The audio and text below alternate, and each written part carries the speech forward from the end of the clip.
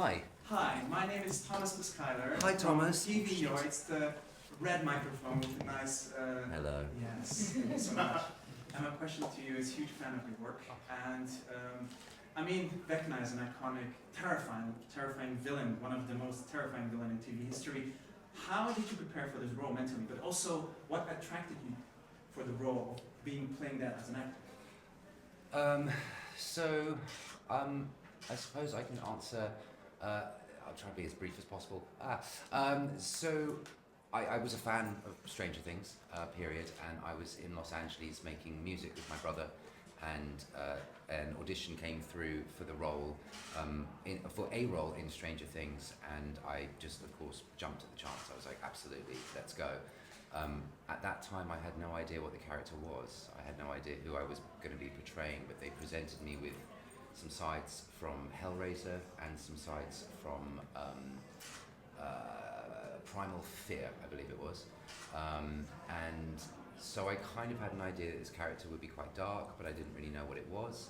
I then got called back to Los Angeles to meet with Matt and Ross Duffer, at which point I sort of went a bit crazy, and I was living in an apartment where I just covered the back of my wall in pictures of what I thought this character could be. So of course, put Doug Bradley as Pinhead up there, a bit of Freddy Krueger, a bit of Voldemort in there as well, and then I put Will Byers in the middle and just kind of made this whole map. And then, when I went to go meet with Matt and Ross, I took the folder with me that I'd made, and I just kind of sat in the meeting room and said nothing as they talked towards me. And at the end of the meeting, I said, here is my book, this is what I have been thinking of this character, and what do you think? And they were like, yeah, this is perfect, this is what we think. So the research for it, I'd already kind of started on the journey of diving back into 80s horror movies. I spent more time in the world. I really like to get to know the writers first and foremost, and like what makes them tick, to know where their inspiration comes from, so that I can go into that. And then, the emotional side of it, resentment, hatred, darkness, isolation, just oppression, suppression. And I think that's one of the greatest things about Stranger Things, is that each character kind of represents the outsider.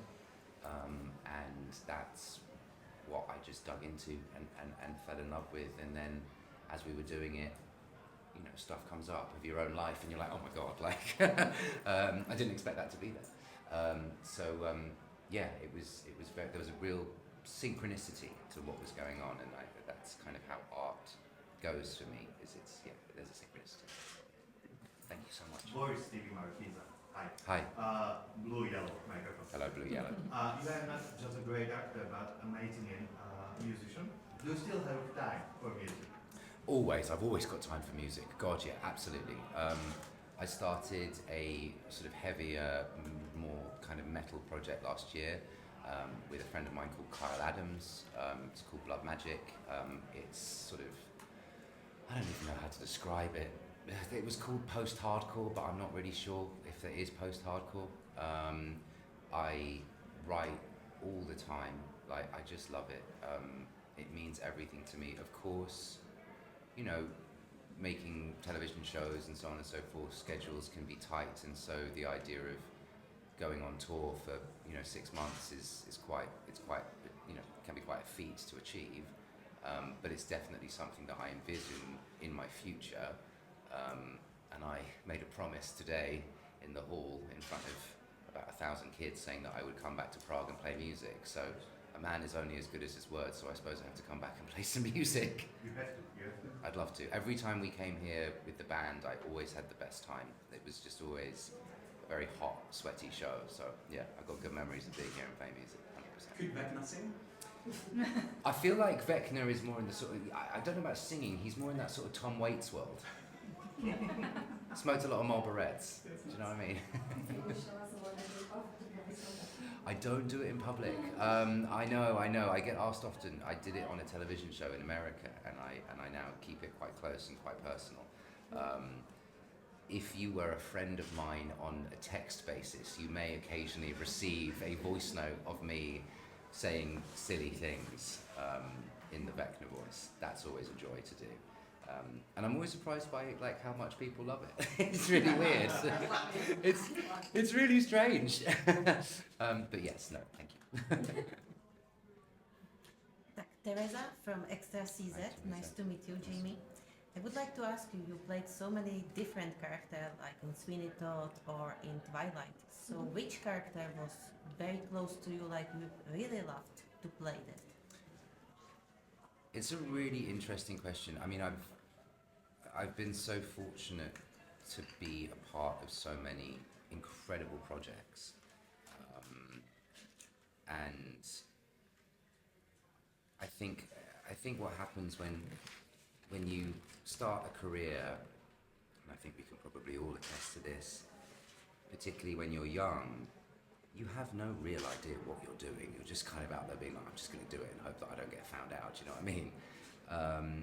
And I, as I've gotten older, I feel like I'm able to look back and understand that a lot of the characters or projects that I've taken, that I've been fortunate enough to be in fact, every single one has signified huge moments of importance in my life. And within that, there are no characters, I think, that mean less than others. There are definitely ones that are more memorable.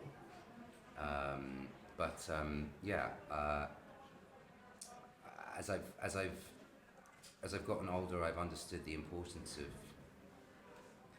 I think, of vulnerability in performances, and in self, and in itself. So at the moment, I feel like are you about to give me a tissue? Thank you. I think I've got hay fever. Thank you so much. Thank you so much. So I think at the moment, that's so kind. Fuck, I love it here. Yeah, I think at the moment I'm just really recognizing the importance of bearing the soul at any given moment. And as you grow up, or at least my journey of growing up has been so much more about coming home to the self. And that, to me, in turn, has a huge impact on my art. So they all mean something. It's just, where am I at? You know what I mean? Thank you. You're welcome. Thank you. Hi, Hi. I'm Alessandro from Italy. Hi. This is my wife. Hello, Mike. So, you've been already into some of the most important and popular shows and films and franchises of the modern Hollywood. Would you like to being cast in some of the ones you are not being already in, and what one would be The one that I wanted the Yes, most was and- Lord of the Rings, and I've just started doing Rings of Power. Okay, no other, because since you mentioned a lot of horror movies from the 80s, there are a lot of franchises, also Pinhead, Hellraiser or Nightmare. Yeah. Anyone, any thoughts about that, or? I think with something like Hellraiser or Nightmare, Freddy and Pinhead, particularly, Robert Englund and Doug Bradley, and actually Jamie more recently as well with Pinhead. I thought she just did the most incredible job. They all do the most amazing work, so I don't think I could ever go in there and do it like they did it. And also, as a fan of that, it's funny, like I've never watched those movies and been like, oh, I want to do that. Whereas with Lord of the Rings, because the world and that fantasy world for me is so representative of this idea of utopia, of how we could be living, the idea of being in that world is so important to me. So when now I'm fortunate enough to be a part of that. I mean, I have a video on my phone, and my brother helped me because we did the first audition together that we sent off, and I'm just in tears. I'm in absolute tears, just saying thank you so much. This is amazing. So yeah, those 80s horror movies that I like, or like or any horror movie that I like, I never want to kind of jump into them. I just appreciate them for what they are, and I'm like, oh, they hit a spot for me, and I'm just happy. If that makes sense? Yes. You know what I mean? There you go. Yeah. So you never auditioned for a franchising. You didn't get the part for. Well, I auditioned for Harry Potter, but I didn't get Harry. But then I was fortunate enough to come back and play Gellert, which was just lovely. So no, again, there are certainly jobs that I've desperately wanted, movies or television shows that I've desperately wanted that I didn't get. But again, everything happens for a reason. You're welcome. Thank you. Jim, you were very open and frank to speak about your struggles with addiction and mental health. Was there a moment in your life journey that motivated you to accept that? And if you have anything for the people who actually are not so courageous to speak about this, to give them some more courage? I mean, I think everyone's journey is their own, right? And anyone's desire. I can only speak about my own, right? And I can only speak about how I want to be, and that is open. I am protective over certain parts of my life. I am protective definitely over parts of my journey.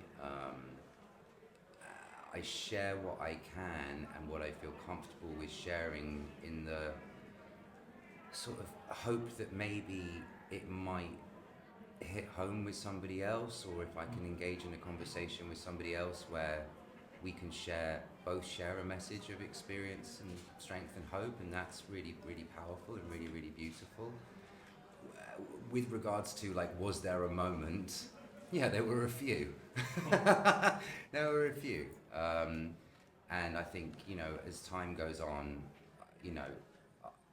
maybe I'll share those, but all I can say is those moments were very, very deeply personal, and I'm so grateful to be where I am today, and it's not through self-will that I got to the position that I'm into today. It is with the help of multiple other people, and for that, I am just eternally grateful. You're welcome. Hello, I'm Wendy. I'm from Bedales, which is a fantasy and sci-fi magazine. And my question is, why do you think people are so drawn to your more villainous characters? Why do you think there's such an appeal for them in the darkness?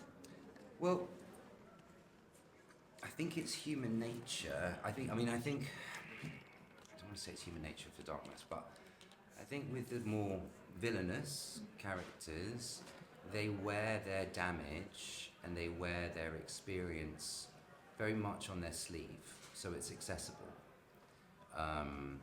And not one of us here in this room or outside or on planet Earth has just sort of like plopped out and appeared. I haven't just appeared at 36 years old in front of you today. I've had 36 years of existence, right? And within that you form self-beliefs, you form beliefs about the world, and those can shift and those can change and whatever. With those villainous characters, or those darker characters, they seem to have a very full backstory, and like I say, they wear their damage on their sleeve, and I think that that's something we can access. It just becomes accessible. Yeah, I think so, definitely.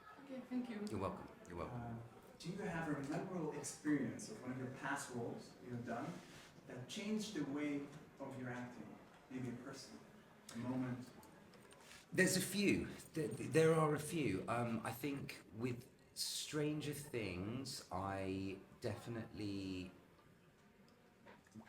first of all, I did a television show called Will, directed by Shaker Kapoor, who directed Elizabeth and Elizabeth the Golden Age, most notably, and written by Craig Pearce, who works very closely with Baz Luhrmann, and also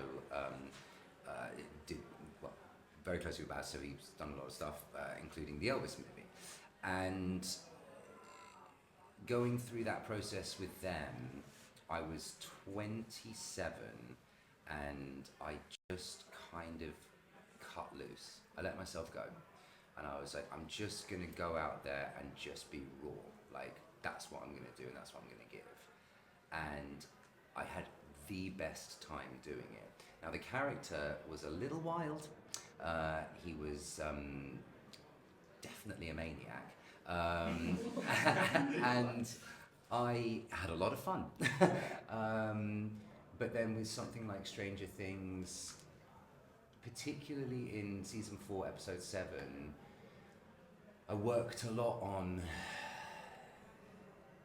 what I wanted to do, but equally at the same time being able to completely let go of that desired outcome. Can I allow myself the fluidity to, within the moment, allow anything to happen within me and for me to say, yes, that seems right, that feels good. And then I worked with, very, very briefly, I worked with Audrey Dewan, who made a film, a French film called The Happening, and we did a film called Emmanuel together. And again, it was that moment of just like release, be prepare, and then be prepared to let it all go. And I definitely took that into season 5 as well, and there have been moments on season 5 where at the end of a take, the room will go silent, you'll be able to hear a pin drop, and at the end of the take, Nick Muller, who's our ACAM operator, and I will turn around and look at each other and just go, fucking hell, let's go home. Like, we're done. Like, there's no more that we can do here. And that is, those moments you can't plan for, they're not from me, they come from somewhere else that is not about the perceived idea of what I think I am. They are just something else. And I love those moments. So as I get older, I'm definitely allowing myself the space and the capacity to be more open to those, free within me, and enjoy it. Thank you for sharing that. You're welcome. Guys, we have 2 minutes left, so one more question. We were talking about Twilight, Harry Potter, Stranger Things. So it's an amazing career for a really young guy. So how can you find a perfect girl? Really? How can you find a perfect girl? Girl. Nobody's... Roll. Oh, roll! I'm about to say nobody's perfect. I'm embarrassed. A perfect role. I think, for me, what it comes down to is, where is it coming from when I read it? How is it making me feel? Is it coming from a space of love? Is it coming from a heart space that is making me excited? Am I falling in love as I'm reading it? The best things that have happened, even now in my career, even now talking about something like Rings of Power that we were just talking about, that was not a straight up offer. They didn't come to me and go, hey, you want to be in this show? I had to work for it.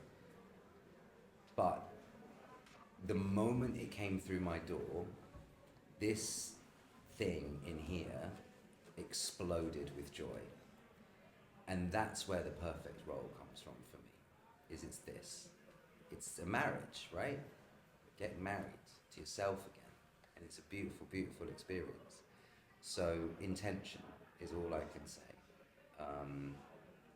And if that's not happening, I don't know, write it yourself.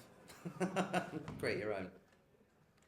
So you play lots of villains and misunderstood individuals in the movies. And sometimes there's like a blurred line between the evil and good of these characters. Do you see any similarities actually between the real world and the real world people, and how these real characters play out with this blurred line? Sorry, the question is too long and you're not allowed. So, sorry.